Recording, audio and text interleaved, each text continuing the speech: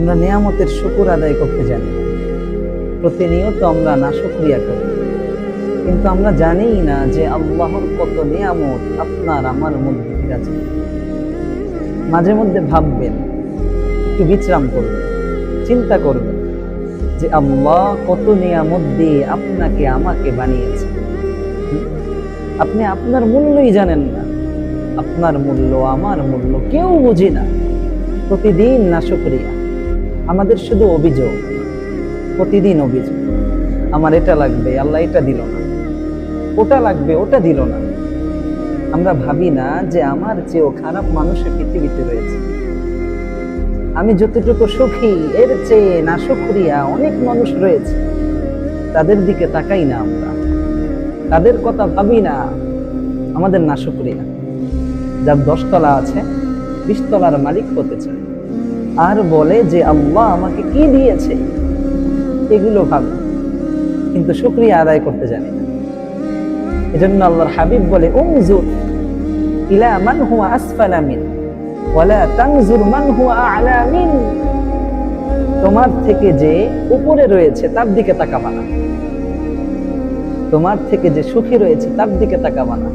উনজুর, তুমি তাকাও, ইলা মান হুয়া আসফালা মিন, যে তোমার চেয়ে নিচে রয়েছে, নাশুকরিয়া রয়েছে, যে তোমার চেয়ে গরিব রয়েছে তার দিকে তাকাও।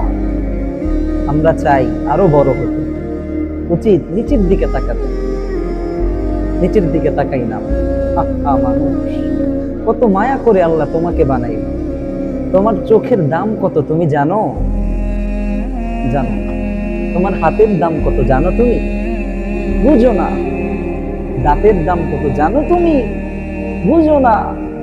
এই যে কলিজা দিয়েছে দেহের মধ্যে, ব্রেন দিয়েছে মাথার মধ্যে, এটার দাম বোঝো না।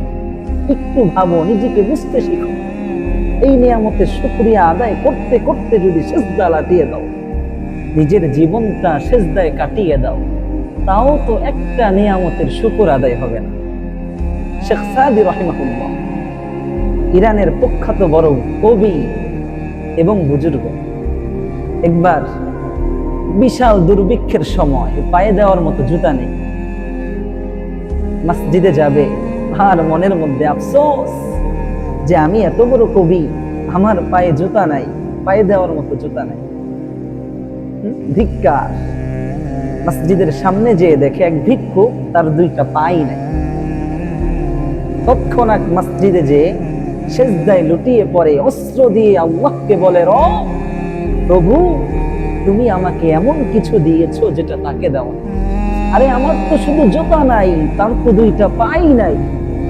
আল্লাহ চাইলে আমাকেও পা বিহীন বানাতে পারে। এগুলোর দিকে তাকান, চিন্তা করেন, আমার তো আরো চাই, এগুলো কেন করে? বোঝেন না প্রিয় ভাই? চিন্তা করেন না কেন? মাঝে মধ্যে ভাববেন, নিজেকে প্রশ্ন করবেন যে আল্লাহ আমাকে কেন বানাইলো?